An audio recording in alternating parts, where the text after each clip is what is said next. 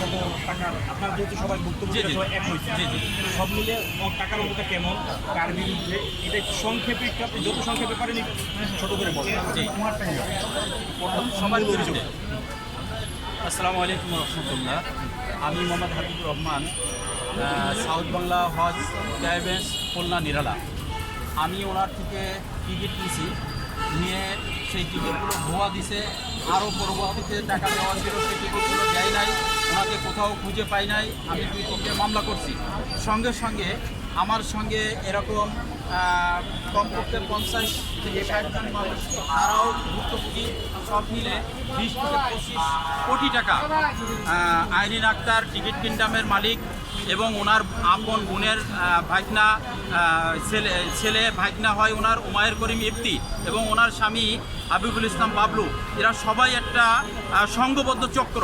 এরা সবাই মিলে আমাদেরকে এই ক্ষতিগ্রস্ত করেছে। ইতিমধ্যে আমার যে হাজিরা উমরার হাজিরা হজে যাওয়ার জন্য টাকা দিয়েছিল, তার থেকে 2 জন হাজি মারাও গেছে। মানে এত বড় দুঃখজনক। আমরা এখন রাস্তার উপরে কান্নাকাটা করা ছাড়া আমাদের কোনো উপায় নাই।